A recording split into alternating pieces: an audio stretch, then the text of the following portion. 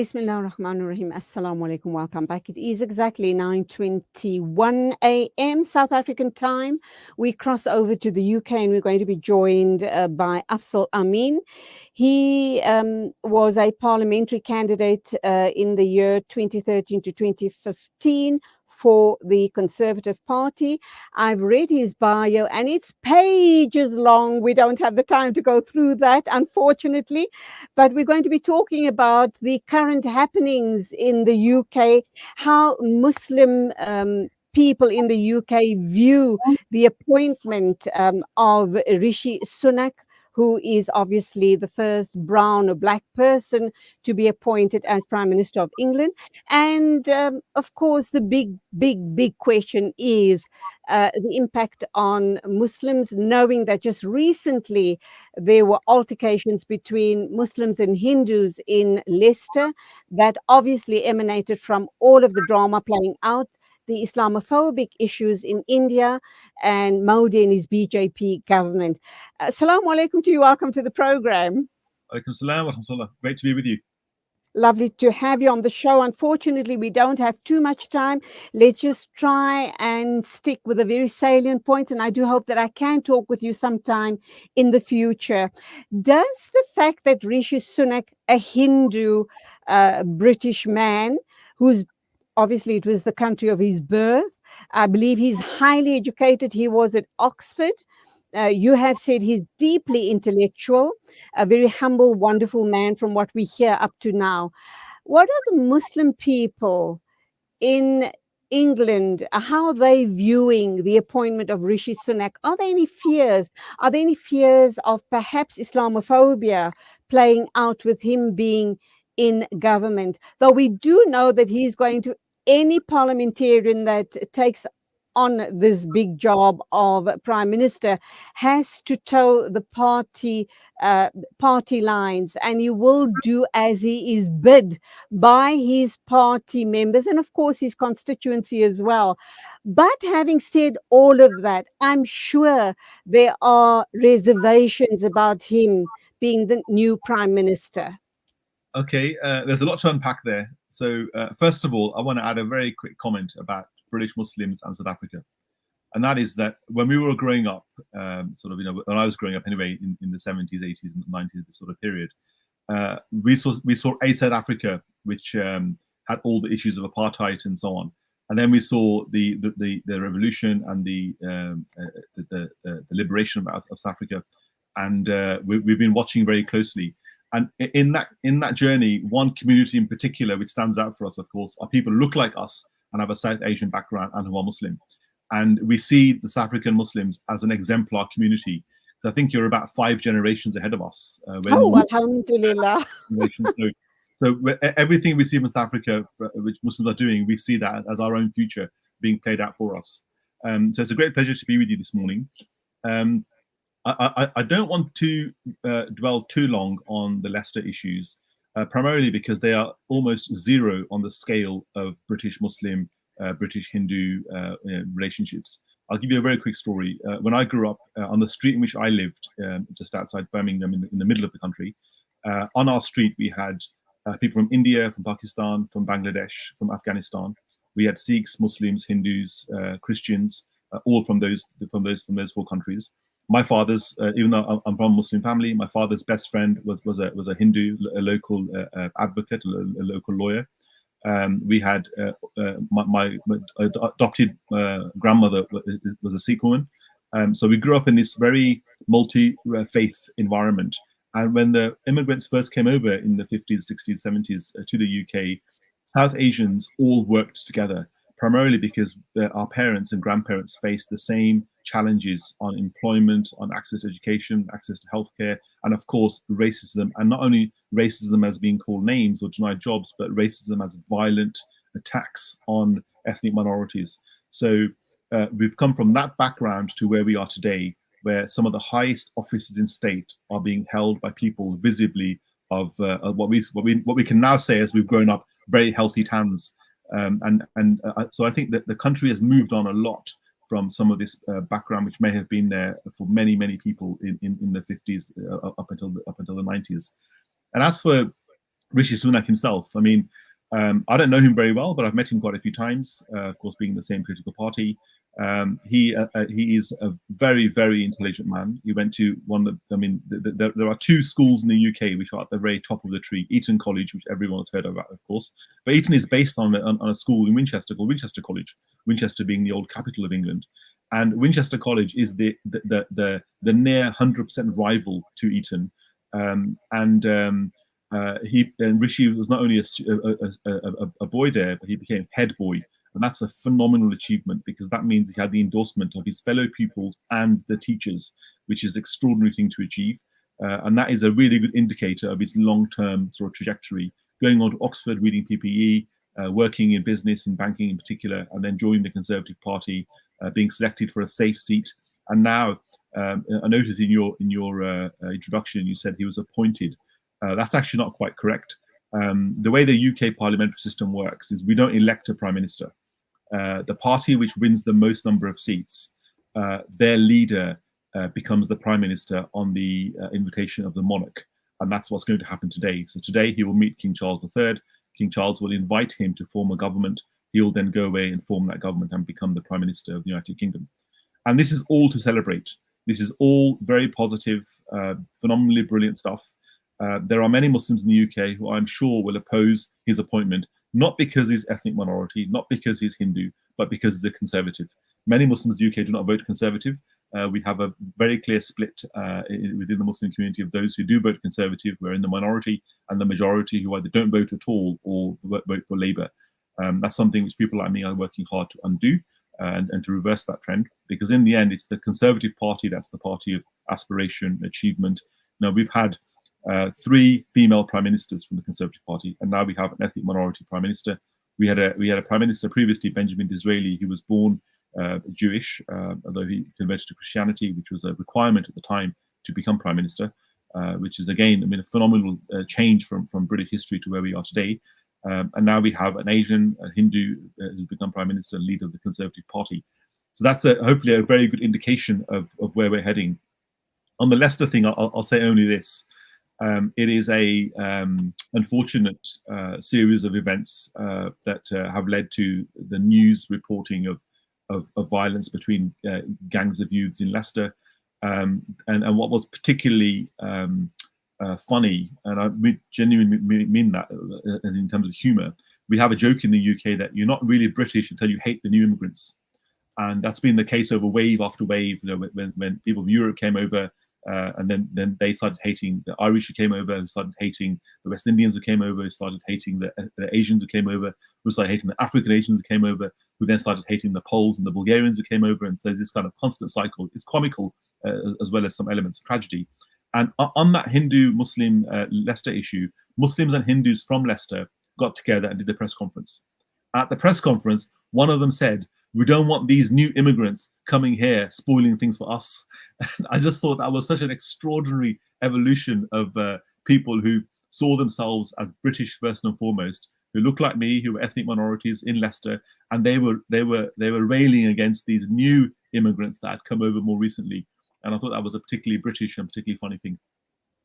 Okay, so obviously, by your response, I hear that it seems as if the majority of people obviously are very happy and happy at the fact that Rishi Sunak, well, obviously those are the Conservatives, people who follow the Conservative Party and supports that party. Do you think, we know that the Labour government has been making a lot of noises about perhaps calling for an early election, because they say in the history of Britain, you've never had the change of so many prime ministers in such a short space of time. And as intelligent and as humble and as wonderful as a man Rishi Sunak might be, does he have what it takes to lead the country, and to lead the country in what has been predicted as a very cold, bleak, dark winter as far as taxes and energy issues are concerned? Yeah, this is a very good question. The Labour Party is very good at cherry picking what it wants to see happen. So when Tony Blair resigned and Gordon Brown became Prime Minister, there was no general election. It was the automatic transfer of power to the new leader of the Labour Party, who had the command of the majority in the Houses of Parliament. This is the normal constitutionally correct way for somebody to become prime minister outside the framework of a general election. There's a lovely phrase in English which is whistling in the wind. So people who are calling for a general election are doing exactly that. They can call for it, absolutely, that's their right to free speech, they can call for it, but I think there's absolutely zero chance of there being a general election, especially at a time when international markets and UK financial situation, the fiscal situation requires a stable hand to govern with as predictable as possible future going forward for the next few years. You are absolutely right. There is a very difficult winter coming up. The war in Ukraine has had incredible amounts of impacts on the supply of energy in Europe. Much of it was predicted by any of us looking at long-term risk, but unfortunately wasn't acted upon sufficiently in time. We now have the situation where energy prices in Europe are exceptionally high. That's impacted prices in the UK. So people are facing a very difficult winter ahead. However, as we've seen over the last 200 years, the party which again and again rescues the UK finances is the Conservative Party. Labour again and again ruined the finances. In fact, Labour last time when they left power left a note saying there's no money left, and that's was absolutely true. So even though the majority of Muslims may not support the Conservatives, in the end, the Conservatives do deliver for the majority of the British people, particularly ethnic minorities. And that, I think there are three specific areas. One is the economy, because a strong economy most benefits the people in the lower end of the socio-economic order, and a weak economy harms them the most. The second one is the issue of aspiration, because having hope for a better future is what drives us all to get up in the morning, go to work, and do all the things that we do with our families. So that aspect of aspiration is very important. And the third one, of course, is delivering sound policies which benefit the country, particularly in healthcare, education, and defence. And again, I mean, this is why the Conservative Party is the more successful party, because the party itself delivers again and again over the last 200 years for the British people.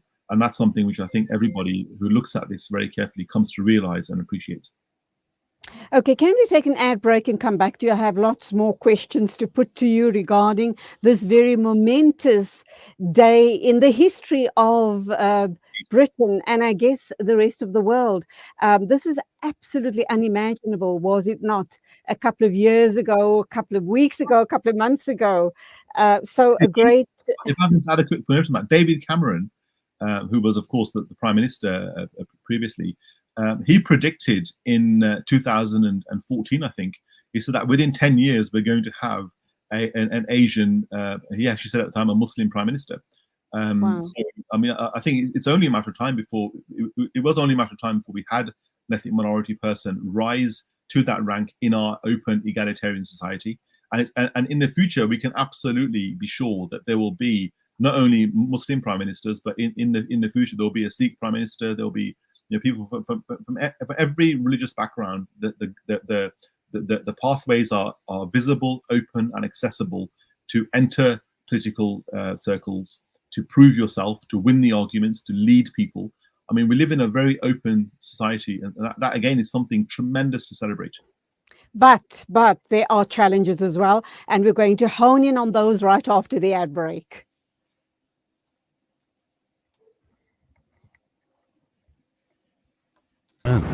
Salam Media.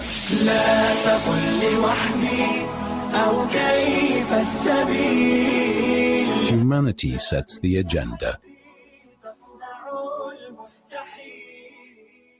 Devastating floods in Pakistan have washed away villages, claimed the lives of more than 1,000 people, damaged nearly 1 million homes, and left over 33 million people in desperate need of help. As the catastrophe unfolds, Islamic Relief is on the ground, reaching people with life-saving aid. Our team are working tirelessly to deliver food and shelter. Your support is urgently needed now to help save more lives. Donate now to Islamic Relief.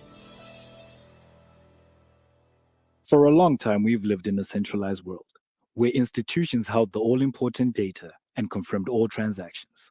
Those times are over. Welcome to Libertas Group, a blockchain development company boasting an ecosystem that continually redefines the way we do business. Our blockchain is decentralized, making it immune to hacking or alteration, putting the power back in your hands with no middleman, so you can focus on the growth of your business. Libertas, the simplest investment choice you'll make. One small gesture can change someone's life. The SANZAF Meals Distribution Project aims to reach out to 100,000 individuals each month with freshly prepared meals daily. With your assistance, we can make this possible by contributing just 12 Rand per meal. Call us on 011 834 6046 for more information. SANZAF, changing lives through development and relief. When the perfect blend of stylish decor, exquisite halal cuisine, and warm hospitality come together, it could only mean Albeit Lodge, your true home away from home. Albeit is the ideal heaven for families, business people, and tourists with its 4-star family rooms and other luxurious facilities. Conveniently situated close to Port Elizabeth Airport, the beach, and other amenities, your stay will be truly unforgettable, as you'll be taking home lasting memories of the warm hospitality, the serenity and tranquility that Albeit has to offer. For reservations, call 041 583 6415 or visit www.albeitlodge.co.za. Rejuvenating media day by day. This is Salam Media.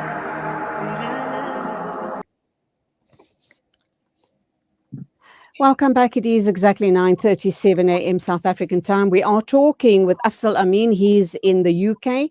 He was a parliamentary candidate in the years 2013 to 2015 for the Conservative Party. And we're talking about Rishi Sunak, the new Prime Minister of Britain.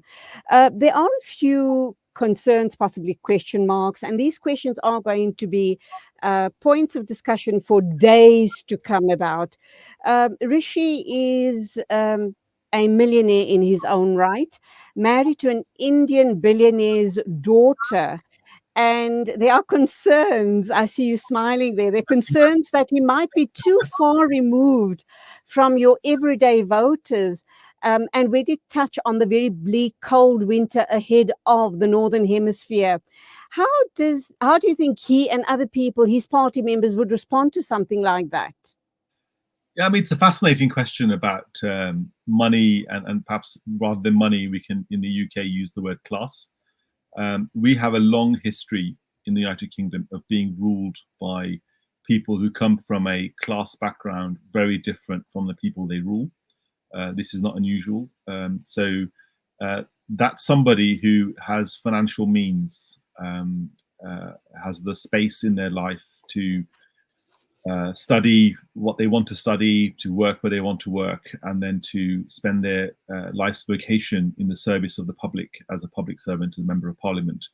Should be no surprise at all.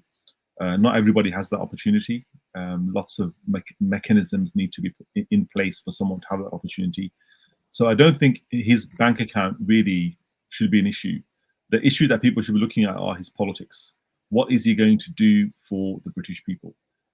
In the end, politics is about service. And in fact, not only do we have the motto of Sandhurst, where I was a cadet many years ago, serve to lead. We all know that in Islam, the Prophet Muhammad also said, sallallahu alaihi wasallam, that the one who leads the people is the best. The one who serves the people is the best of them. So we have an opportunity. Anyone who has means has an opportunity to serve others. And I think it's to be celebrated that somebody who could live a very comfortable life in their own right chooses to come to work every single day, to spend their time in the service of others. It's easy to attack this. It's easy to deride this when somebody achieves high office.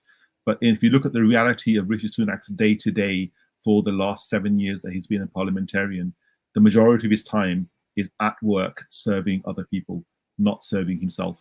And that's something very admirable.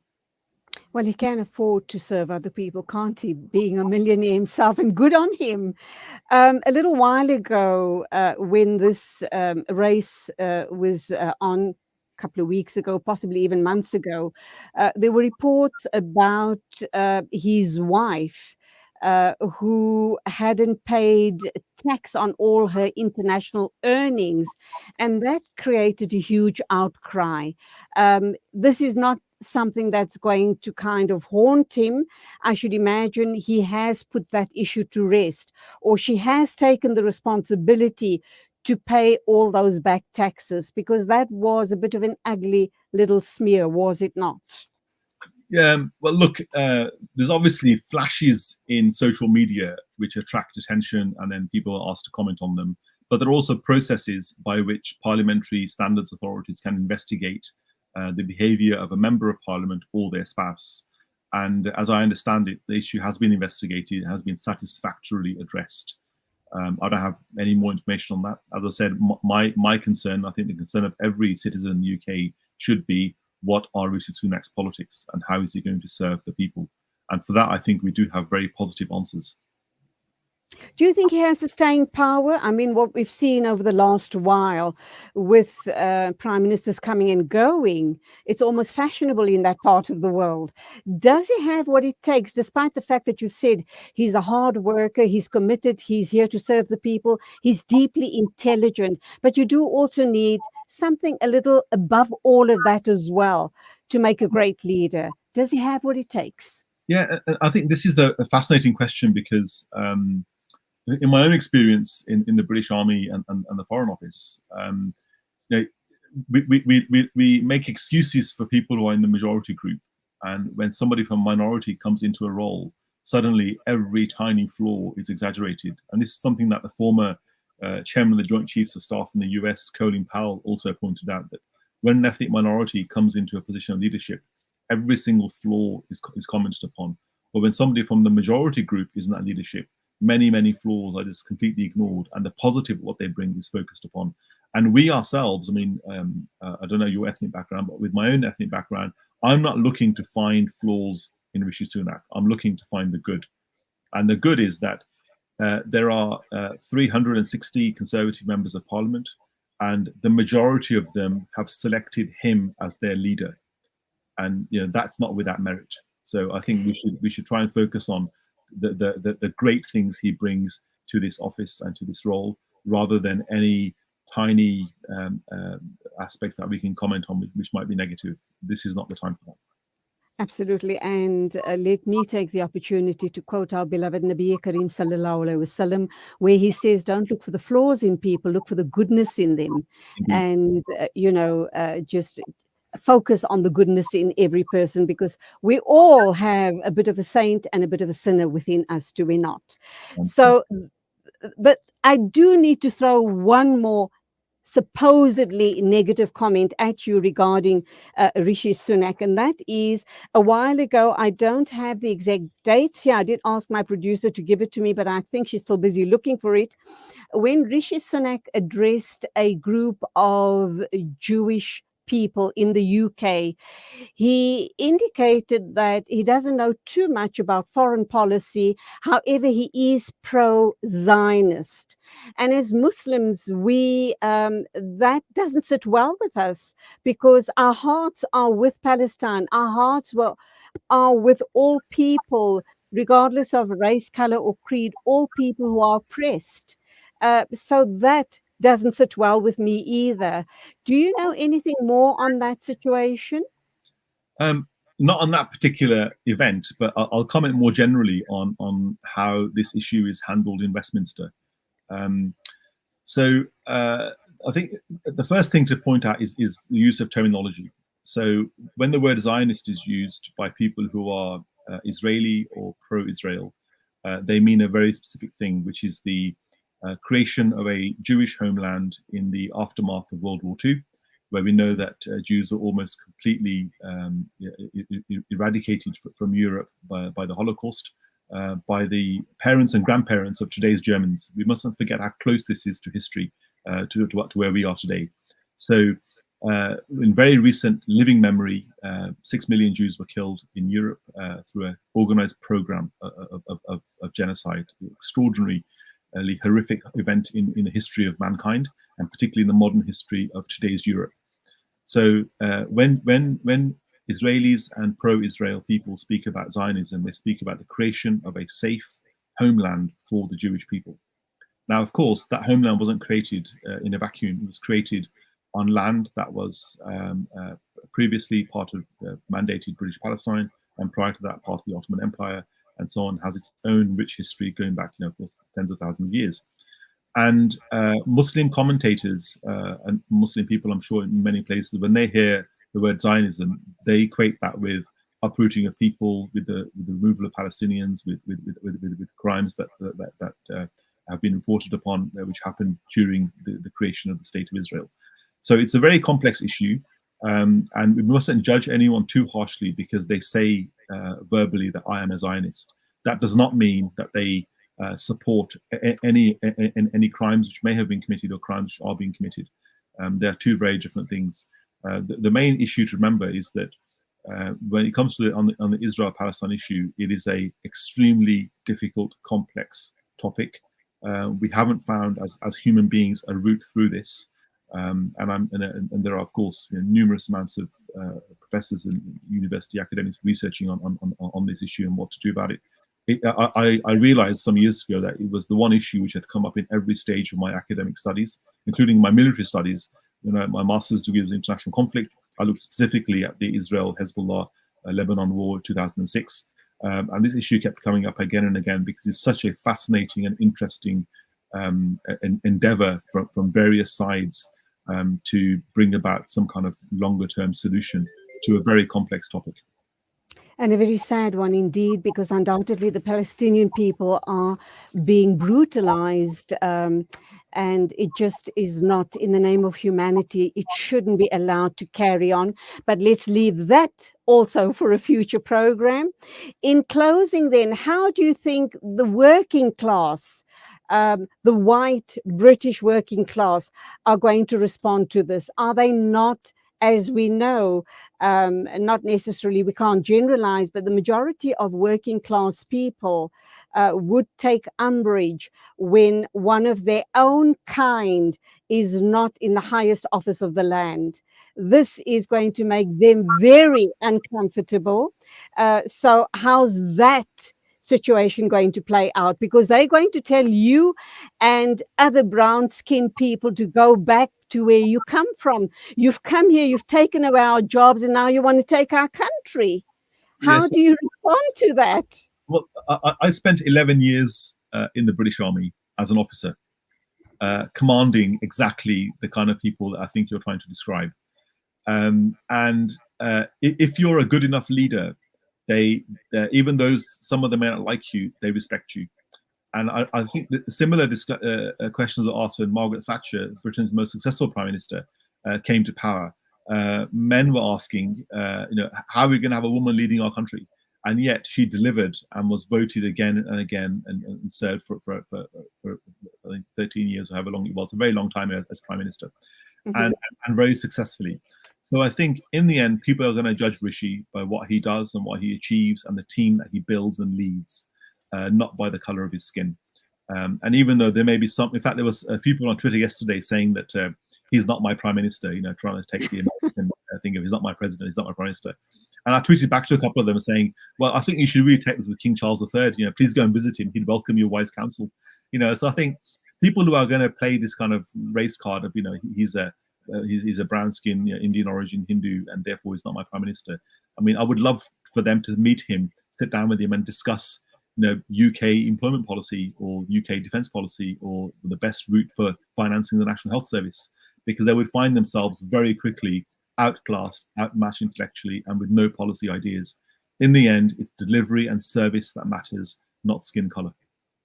Afzal Amin, parliamentary candidate between the years 2013 and 15 for the Conservative Party, talking to us about, obviously, the new Prime Minister of Britain, and that, of course, is a Hindu man, a brown Hindu man by the name of Rishi Sunak, and, by the way, the youngest serving Prime Minister, he's going to be the youngest serving Prime Minister in the history of Britain at 42 years old. Lovely talking to you. Hope to talk with you again sometime in the future. Assalamu alaikum.